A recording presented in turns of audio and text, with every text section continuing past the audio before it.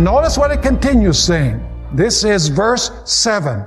It was granted to him to make war with the saints and to overcome them, and authority was given him over every tribe, tongue, and nation. So let me ask you, is the sequence of powers the same in Daniel 7 and in Revelation 13? Absolutely. Are their activities the same? Absolutely. So there's two ways we can know that the little horn is the same as the beast. Number one, because it's the same sequence of powers. And number two, because the little horn and the beast perform the same activities during the same period of time. But you remember that in Daniel chapter 7, we notice that the second stage of the little horn is implicit. We know that the little horn's going to be ruling when Christ comes, so it's going to have another stage of power or another stage of dominion, but it doesn't come out real clearly in the text.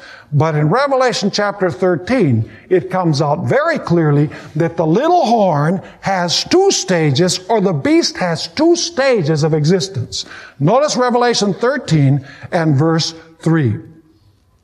And I saw one of his heads as if it had been mortally wounded.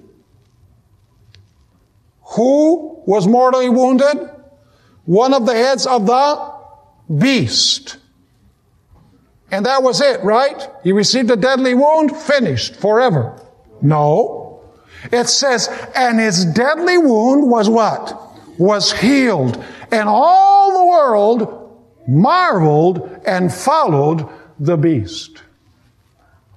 So do we have four stages clearly of this Roman power, this number 4 power? Do we have 4 stages very clearly? Yes. We have the dragon by itself. We have the dragon with the 10 horns. We have the dragon with the little horn. Little horn receives a deadly wound, and then the deadly wound is healed. That's stage number 4. Rome divided. Papal Rome in its first stage, 1260 years, and then Rome recovering its power after it receives the deadly wound.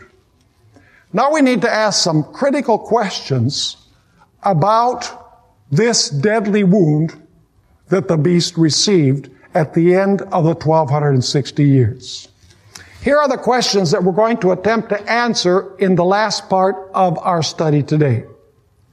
With what weapon was the beast wounded? What weapon gave the beast its deadly wound? Question number 2 is going to answer question number 1. What does the sword represent? See, the beast received the deadly wound with the sword. What does the sword represent? Number 3, how and when did the beast acquire the sword? Because the Bible says that he killed with the sword and he would be killed with the sword.